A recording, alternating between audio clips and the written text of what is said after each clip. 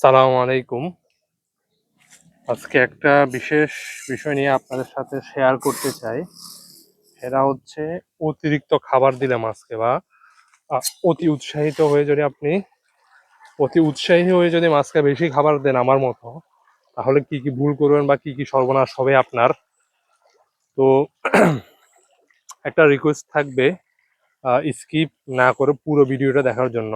কারণ এটা আমি আপনাদেরকে একটা ইনফরমেটিভ ভিডিও হতে চলছে।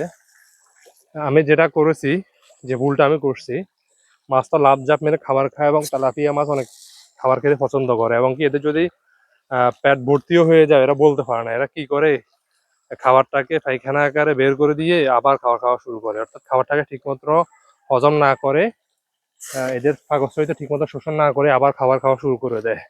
যার কারণে আপনি যতই এদেরকে খাবার দিবেন ওরা খেতেই থাকবে।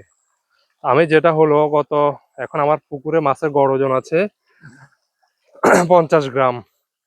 অর্থাৎ সেই হিসাবে যদি আমি টোটাল মাছের ওজন হিসাব করি, এখানে তেলাপিয়া আছে প্রায় 150 কেজি। তো 4% হারে খাবার দিলে খাবার দিতে হবে আপনার হচ্ছে কত, আপনার 6 কেজি। কিন্তু আমি মনে হয় খাবার দিছি গত প্রায় 2 সপ্তাহ ধরে প্রায় 8-9 কেজি করে খাবার দিছি। যার কারণে দেখা যায় মাছগুলো খাবার খাওয়ার পর খুব দ্রুত খাবারটাকে পায়খানা আকারে রিলিজ করে দেয়। খাবারটাকে না হজম করে পায়খানা আকারে রিলিজ করে দেয়। যার কারণে যেটা হয় আপনার হচ্ছে গিয়ে এদের যে পায়খানাটা রিলিজ করে, সাধারণত মাছের পায়খানাটা পুকুরে ডুবে যায়, কিন্তু এখানে ডুবে যায় না, এখানে এগুলো ভাসতে থাকে।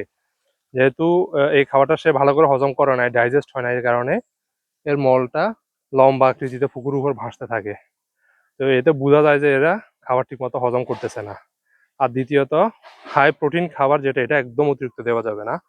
যেহেতু এখন যে খাবারটা দিচ্ছে 29% প্রোটিন, এই খাবারটা আমরা ইনশাল্লাহ আরো 2 সপ্তাহ খাওয়াবো। এরপর আমরা গ্রোয়ারে চলে যাবো ইনশাল্লাহ। তো আপনারা সবাই সতর্ক থাকবেন যাতে অতিরিক্ত প্রোটিনের খাবার বা অধিক খাবার না দেন। মাছের বডি ওয়েটের 5 থেকে 4% খাবার দিবেন।